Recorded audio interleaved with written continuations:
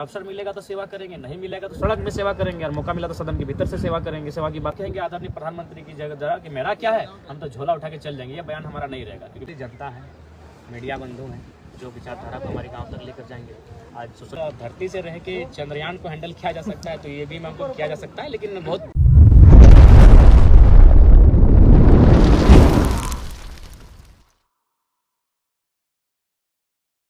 कि एक मुखिया का चुनाव नहीं जीत पाता है तो बड़े ख्वाब देखते हैं कि भारत एक लोकतांत्रिक देश है, ख्वाब देखना बुरा बात नहीं है। और इस जब जनता हमसे चाह रही है, हमने तो कभी नहीं चाहा कि हम लोग चुनाव लड़ेंगे, जनता ने चाहा है। तो अगर जनता ने चाहा है तो हम लोग आते हैं। अगर अवसर मिलेगा तो सेवा करेंगे, नहीं मिलेगा तो सड़क में सेवा करेंगे, और मौका मिला तो सदन के भीतर से सेवा करेंगे। सेवा की बात करेंगे, हम लोग ये नहीं कहेंगे आदरणीय प्रधानमंत्री की जगह कि मेरा क्या है, हम तो झोला उठा के चल जाएंगे, ये बयान हमारा नहीं रहेगा। क्योंकि मेरा है, मेरे बाप का लहू बहा है, इस मिट्टी के कण कण में मेरे बाप का रक्त दिखता है, इसलिए हम झोला उठा के कहीं नहीं जाएंगे। अगर जीतेंगे तो सदन से बात करेंगे, अगर नहीं रिजल्ट कर पाए तो सड़क से झारखंड की आवाज़ को बुलंद करेंगे, लेकिन झोला उठाकर कहीं नहीं जाने वाले। पलड़ा किसका भारी है धनबाद लोकसभा क्षेत्र में?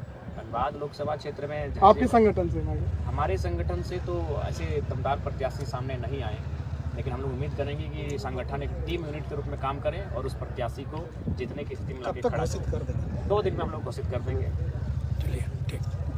धनबाद हमेशा खूनी खेल होता है और अक्सर देखा जाता है कि यहाँ पिस्तौल बाल की राजनीति होती है। आपके जितने भी नामांकन आप नामदर्ज बता रहे हैं, ये युवा है, इनके पास ना मनी पावर है, ना ही इनके पास औजार है, तो ये कैसे उन लोगों का मुकाबला करेंगे? औजार से चुनाव नहीं लड़ा जाता है, औजार असंवैधानिक है। औजार से चुनाव नहीं लड़ा जाता है। चुनाव जो भारत का संविधान है उस दायरे से लड़ा जाता है, और हम लोग उस दायरे से चुनाव लड़ेंगे। और जहाँ तक अगर ऐसी परिस्थिति सामने आएंगी तो हम लोग पीछे नहीं हटेंगे। तो झारखंड ही रक्त से, लहू बहाने से झारखंड का निर्माण हुआ है, तो अगर हमारे रक्त से झारखंड मजबूत होगा तो पीछे हटने के कोई चांस नहीं बनता। धनबाद में बीजेपी के साथ टक्कर होने वाला है, और बीजेपी के पास तो काफ़ी फाइनेंशियल है, आपके पास ना फाइनेंशियल है, ना ही आपके पास बड़ा इनकम सोर्सेस है, तो आखिर आप धनबाद में कैसे प्रमोट कीजिएगा? देखिए, उसके लिए जनता है, मीडिया बंधु हैं, जो विचारधारा को हमारे गांव तक लेकर जाएंगे। आज सोशल मीडिया, इंटरनेट का ज़माना है, और नरेंद्र मोदी आदरणीय अगर प्रधानमंत्री बने तो इंटरनेट का बहुत बड़ा रोल है। 2014 से पहले हम भी सच में नहीं जानते थे उनको। 2014 में उनसे हम परिचय हो पाए कि वो 3 बार के मुख्यमंत्री हैं, जबकि उससे पहले नहीं जानते थे। तो इंटरनेट का ज़माना है, हम लोग इंटरनेट हमारा सहयोग करेगा। इंटरनेट के भी साथ साथ हम लोग ग्राउंड पे भी हैं। आज लगभग 12 करोड़ 37 लाख का मुआवजा महीने 6 महीना ग्राउंड पे। इंटरनेट और IT से कभी कभी अफवाहों को भी इतना बहा देता है कि झूठ को भी सच बतला देता है। जी, ये तो ये फिर कैसे होगा? उसके लिए हमारी एक विशेष टीम रहेगी और वो उन चीज़ों को हैंडल करेगी, टेक ओवर। सर, आपने गिरिडीह के लिए जगह चुने कि वहाँ से आप लोकसभा लड़िएगा, और JMM अपना उम्मीदवार के रूप में मथुरा प्रसाद महतो जी को दे रहे हैं, जो कि आपके अभिभावक स्वरूप भी रह चुके हैं। तो आप किस तरह के वहाँ के उम्मीदवार और आप दोनों में देखिए, आपने मेरा एक स्टेटमेंट सुना होगा। मैंने ये कहा कि अगर मुझ में राजनीतिक लक्षण नहीं है, मुझ में अगर राजनेता का गुण नहीं है, तो मेरी माँ भी मुझे वोट ना दे, मैं इस बात को कहूँगा। अगर मुझ में राजनीतिक समझ है, राजनीतिक चेतना है और राजनीतिक करने का लक्षण दिखता है, तो मेरी माँ भी मुझे वोट दे। तो फिर अभिभावक है, मानते हैं, उनके विद्यालय में, चूँकि मेरे पिताजी के दोस्त रहे हैं, उनके विद्यालय में हम पढ़े हैं निःशुल्क, तो सच्चाई है। लेकिन राजनीति अलग चीज़ है, राजनीतिक विचारधारा अलग चीज़ है। जयराम जी, EVM को किस रूप में लेते हैं?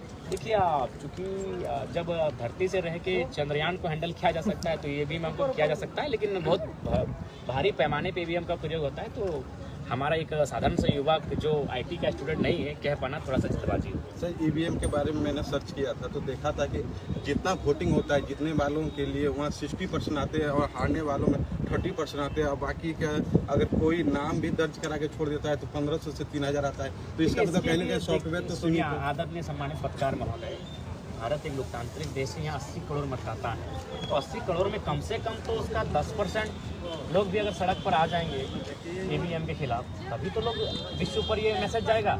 हमारे और आपके कहने से तुरंत बदलाव नहीं आएगा। इसीलिए अगर वास्तव में EVM देश के लिए बेहतर नहीं है, तो यह देश की 80 करोड़ जनता को पहले अपने आप में राजनीतिक चेतना लाने की आवश्यकता है। उसके बाद EVM पर बात उनको करनी चाहिए। मैं समर्थन में रहूँगा। आप दोनों में से बेटर किसको मानते हैं? इसमें EVM या देखिए, दोनों की अपनी अपनी परिस्थितियाँ। अगर EVM को अगर छेड़छाड़ ना किया जाए तो EVM भी गलत नहीं है, लेकिन छेड़छाड़ की आशंका जताई जा सकती है। देखिए अगर आप मतपेटी को भी देखेंगे, उस समय भी बाहुबलियों का राज था, मतपेटी पे बोगस वोट होता था, उठा के कब्जा करके ले जाते थे।